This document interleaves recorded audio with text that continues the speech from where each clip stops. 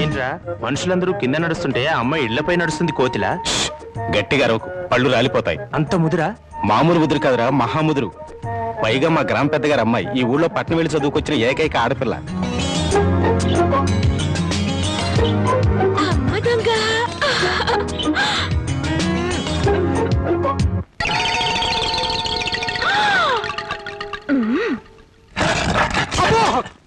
నా పెంకులు బాబోయ్!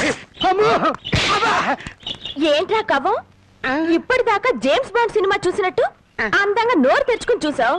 పెంకు దెబ్బ తగిలితే ఆ మాత్రం తట్టుకోలేవా? అదే నేను ఎక్కడ చూశాను? నేను అసలు పైకే చూడలేదమ్మా. నువ్వేం చూసావో నాకు తెలుసు.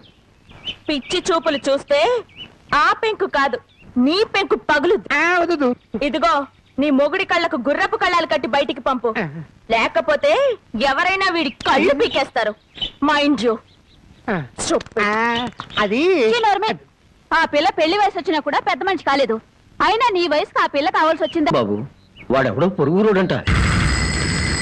పొరుగు రోడ్ చేతిలో దెబ్బలు తినడానికి సిగ్గుగా లేదట. ఈ ఊరి పెద్దగా ఈ రాఘవై చరిత్రలో ఇలాంటి అవమానం ఎప్పుడు జరగలేదు. మళ్ళీ మీ ముఖాలను చూపించదు. నాన్న, నువ్వు కన్నా ఈ కూతురుండగా మీకెలాంటి అవమానం జరగదు.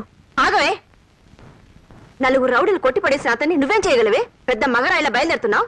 అమ్మా, నీకు చాలాసార్లు చెప్పాను, ఈ ఊరికి ఒకే ఒక పెద్ద నాన్న. ఆయనకి కొడుకునైనా కూతురునైనా నేనే. ఎక్కడా వాడు?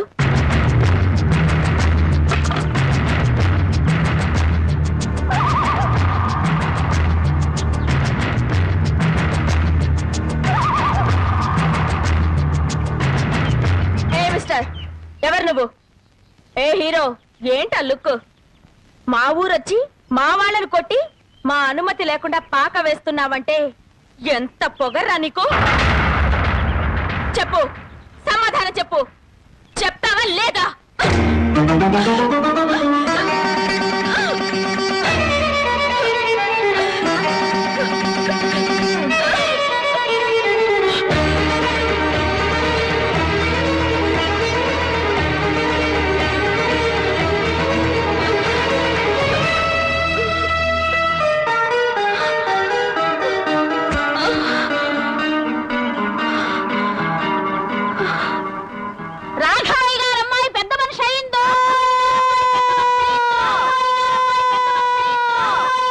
ఎత్తుకుని ఊరంతా తిరుగుతున్నాడు. ప్రతి వాళ్ళని చూపించి ఏదేదో అడుగుతున్నాడు. ఏమడుగుతాడు? మీ అమ్మని చంపింది ఎవరు అని అడుగుతాడు. ప్రతి వాడిని చూపించి వీడేనా అని అడుగుతాడు. వాడి పెళ్ళాన్ని చంపుతున్నప్పుడు చూసిన ఒకే ఒక సాక్షి